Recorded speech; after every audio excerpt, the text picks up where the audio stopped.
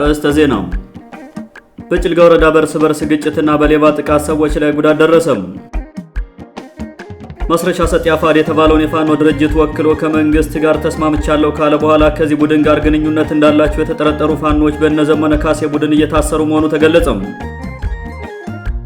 የሱዳን አየር ኃይል ሰዎች በሚሰበሰቡባቸው ማዕከላት በፈጸማቸው የዘፈቀደ ጥቃቶች በሺዎች የሚቆጠሩ ዜጎች መሞታቸውን አንድ ጥናት አመላከተም።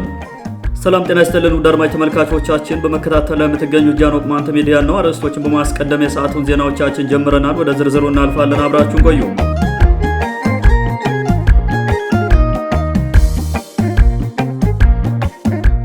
በጭልጋ ወረዳ በርስ በርስ ግጭትና በሌባ ጥቃት ሰዎች ላይ ጉዳት ደረሰም። በጭልጋ ወረዳ ዋሊደባና ሰራባ ቀበሌ ሰጎንታ ጎጥ በተፈጠረ እርስ በርስ ግጭትና የሌባ ድንገተኛ ጥቃት በርካታ ሰዎች ላይ ጉዳት መድረሱን የመረጃ ምንጮቻችን ገልጸዋል። ትላንት ዳር 9 ቀን 2018 ዓ.ም ሌሊት በዋሊደባ ቀበሌ ከዚህ በፊት በነበረ ቁርሾ በተፈጠረ እርስ በርስ ግጭት 3 ወንዶች ሲገደሉ 2 ሴቶች መቁሰላቸውን ምንጮቻችን ተናግረዋል። ከዚህ በፊት አንድ ሰው የደረሰበት ጠፍቶ ነበር ያሉት የመረጃ ምንጮች የግለሰቡ ቤተሰቦች ድርጊቱን ፈጽመዋል ብለው ባሰቡት ቤተሰብ ላይ ግጭት በመፍጠራቸው አቶ ንግስቴ በላይና አበባው በላይ የተባሉ ወንድማማቾች ሲገደሉ የአቶ ንግስቴ በላይ ልጅም አብረው ተገድሏል ብለዋል። ከሁለት ወገኖች ችግሩን የፈጠሩት የሸፈቱ ወጣት የቤተሰብ አባላት ናቸው ያሉን የቀበሌው ነዋሪዎች ችግሩ በፍጥነት በሀገር ሽማግሌዎች ካልተፈታ ሁለቱ ቤተሰቦች ደም መፋሰስ በሚባል ኋላ ቀር የማህበረሰብ ወግ ሊጫረሱ ይችላሉ ሲሉ ጭንቀታቸውን ተናግረዋል። በተመሳሳይ በወረዳው ሰራባ ቀበሌ ሰጎንታ ተብሎ በሚጠራው አካባቢ ትላንት ሌሊት ሌቦች ወደ አቶ የኔነው ፈረደ የተባለ አርሶ አደር ቤት በመምጣት በሬዎችን ለመስረቅ ሙከራ ሲያደርጉ ከአቶ የኔው ፈረደ ቤተሰብ ጋር በተፈጠረ ግጭት ሌቦች 3 ሰዎች ላይ ጉዳት አድርሰው መሄዳቸው ታውቋል። በተፈጠረው ክስተት አቶ የኔው ፈረደና እንደ ዩኒቨርሲቲ ተማሪ የሆነ ልጃቸው ክፉኛ የቆሰሉ ሲሆን የ7ኛ ክፍል ተማሪ ልጃቸው መገደሉን የመረጃ ምንጮቻችን ገልጸዋል። በሌቦች ጥቃት ክፉኛ የቆሰሉት አቶ የኔውና ልጃቸው ወደ ጎንደር ሂደው እየታከሙ መሆናቸውን የገለጹልን የመረጃ ምንጮቻችን የወረዳው መንግስት ህብረተሰቡን ከእንደዚህ አይነት ውንብድና ማትረፍ አልቻለም ብለዋል።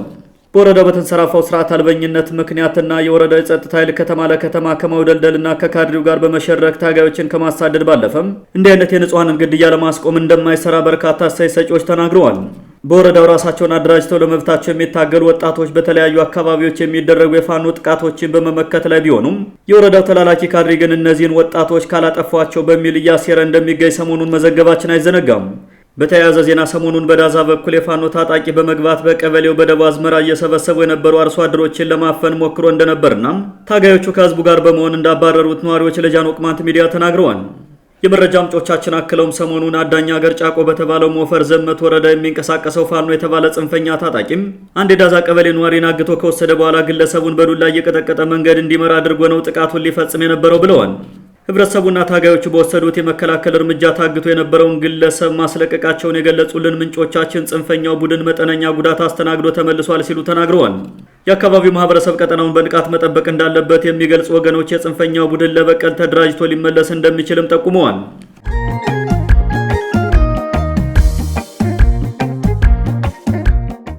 ማስረሻ ሰጤ አፋድ የተባለውን የፋኖ ድርጅት ወክሎ ከመንግስት ጋር ተስማምቻለሁ ካለ በኋላ ከዚህ ቡድን ጋር ግንኙነት እንዳላቸው የተጠረጠሩ ፋኖች በእነዘመነ ካሴ ቡድን እየታሰሩ መሆኑ ተገለጸም።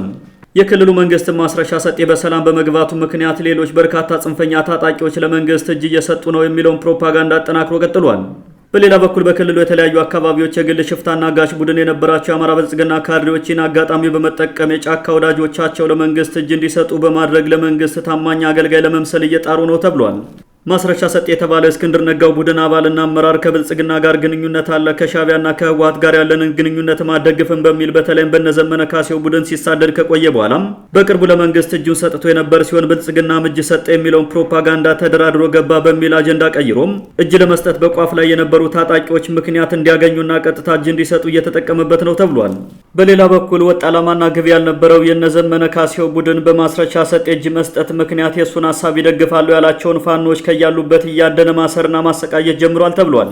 እስካሁን ባለው መረጃ በጎንደርና በወሎ ያለው የፋኖ ኃይል በገፍ ለመንግስት እጁን እየሰጠ ሲሆን እስክንድር ነጋ የተባለው ግለሰብም የመንጋውን ጮት ፈርቶ እንጂ ቡድኑን ይዞ ለመግባት ቀን እየጠበቀ ነው የሚሉ መረጃዎችም እየወጡ ይገኛሉ።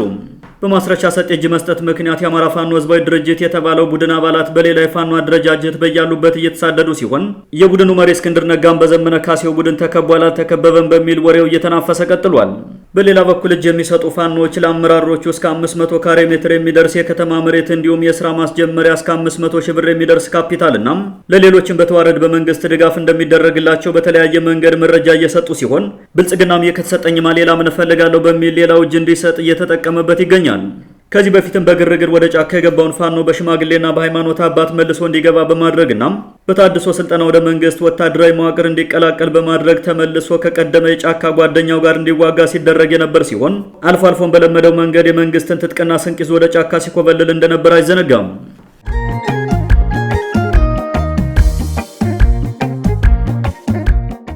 የሱዳን አየር ኃይል ሰዎች በሚሰበሰቡባቸው ማዕከላት በፈጸማቸው የዘፈቀደ ጥቃቶች በሺዎች የሚቆጠሩ ዜጎች መሞታቸውን አንድ ጥናት አመላከተም።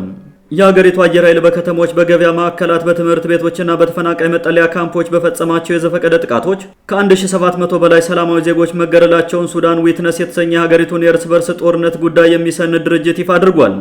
ሱዳን ዊትነስ የተባለው ድርጅት በሀገሪቱ የእርስ በርስ ጦርነት ከተቀሰቀሰ ሚያዝያ ወር 2023 ጀምሮ የተፈጸሙ የሰብአዊ መብት ጥሰቶችን የሚሰንድ ተቋም ሲሆን ጦርነቱ ከተነሳ ጊዜ ጀምሮ በሱዳን አየር ኃይል ተፈጽሟል ያላቸውን ጥቃቶች ይፋ ሲያደርግ ቢቢሲ በእንግሊዝኛው የዝግጅት ክፍሉ መረጃውን በስፋት አጋርቶታል።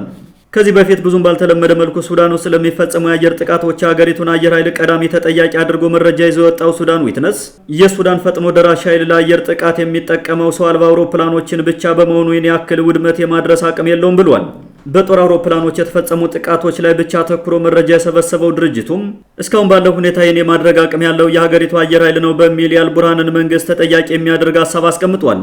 አርኤስኤፍ ለፈጸማቸው ውድመቶች ተጠያቂ መሆን አለበት ብለው እንደሚያምኑ የገለጹት የሱዳን ዊትነስ ኃላፊ ማርክ ስኖይክ በተመሳሳይ የሀገሪቱ ጦርም ለፈጸማቸው ያልተጠኑ ጥቃቶች ተጠያቂ መሆን አለበት ሲሉ የሱዳን መንግስት የሚፈጽማቸው ወንጀሎች ትኩረት አልተሰጣቸውም የሚል ይዘት ያለው ሀሳብ ሰንዝረዋል። ከዚህ በፊትም የሀገሪቱ ጦር ሰላማዊ ሰዎች በተሰበሰቡባቸው አካባቢዎች ዘፈቀዳዊ ጥቃቶችን ይፈጽማል በሚል ከተለያዩ ዓለም አቀፍ አካላት ትችት ቀርቦበት የአልቡርሃን መንግስት ክሱን ውድቅ በማድረግ የፈጥኖ ደራሽ ኃይሎች በሚሰበሰቡባቸው ቦታዎች ብቻ የተጠና ጥቃት እንደሚፈጽም መናገሩ ይታወሳል። ከሚያዝያ 2023 እስከ ሐምሌ 2025 ድረስ 384 የአየር ጥቃቶችን መርምር ያለው ሱዳን ዊትነስ በሪፖርቱም ከነዚህ መካከል 135ቱ በመኖሪያ ቤቶችና ሰዎች በሚሰበሰቡባቸው የልማት ቦታዎች፣ 35ቱ በገበያ ማዕከላትና 19ኙ ጥቃቶች ደግሞ በጤና ተቋማት፣ በትምህርት ቤቶችና በተፈናቃይ መጠለያ ጣቢያዎች ላይ የተፈጸሙ ናቸው ብሏል። በጥናቱ መሰረት አብዛኛው አየር ጥቃት የሚፈጸመው በአርኤስኤፍ ስር በሚገኘው የዳርፉር ግዛት ውስጥ መሆኑም ታውቋል።